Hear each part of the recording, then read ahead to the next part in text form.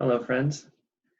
A few weeks ago, I was preparing a sermon from Matthew 6, and I remember thinking then that our context today is quite a bit different than the people who were listening to Jesus back then, mostly because today we have a lot more sense of control over our day-to-day lives than they did. Well, a lot can change in a few weeks, um, and for many of us, that sense of control has been shaken. In light of this, Pastor Josh asked me if I would recap some reflections from these verses. And in doing so, the thing that kept coming back to me time and time again is that our security is not and never was in our control. One thing that surprised me from these verses is the way Jesus uses food and drink and clothing as examples of things not to be anxious about. That was surprising to me because to me, those are things that every normal person would worry about, maybe even should worry about. So this is a radical idea, not to worry about them. I found myself wondering, why would Jesus go after essentials like food and clothing? Why not pick some things that are less essential as his examples of things not to worry about? In reflecting over this, a couple of things stood out to me. One was that by going after essentials, Jesus is making his case as strong as possible. If we're not supposed to worry about even the essentials like food and clothing, everything else, by implication, is even less worthy of worrying about. The other thing that stood out to me is that Jesus' argument, his answer to anxiety, really isn't based on the need at all. It's not based on how legitimate it is or how essential it is. He acknowledges that food and clothing are real needs. He says in verse 27 that our Father knows you have need of these things.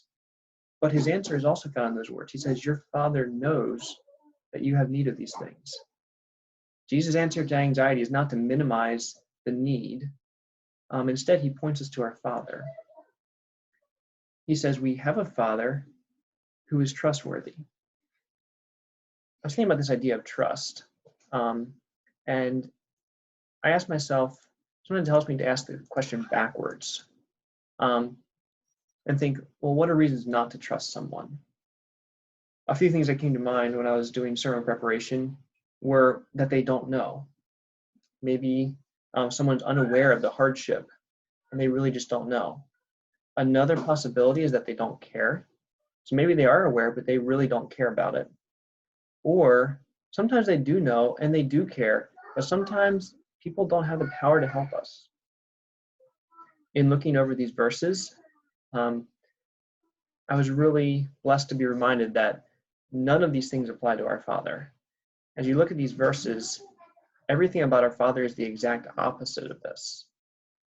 Jesus points out very clearly in verse 32, he says, your Father knows you have need of these things, even before we ask him. In verse 26, he makes the point that our Father cares. He says, your Father feeds the sparrows, the fowls of the air. He makes the point that we are much better than they are. Your Father cares about you much more than birds. And then in verses 28 and 29, he makes the point that our Father has limitless power at his disposal. Solomon, who by all means was able to dress himself better than probably anybody else, wasn't able to dress himself as well as our Father is able to take care of us or to dress us. Now, it's tempting and easy to think that having a loving Father means that we will never suffer fear or loss or go through hardships. But in these verses, Jesus doesn't promise that. And looking at his life didn't show that. Jesus' exhortation to trust is not empty words. He's going to be put to the test as well. He knows he will die a hard and painful death. He knows he's going to have to trust his Father. And in the midst of that trial, he's able to say, not my will, but thine be done.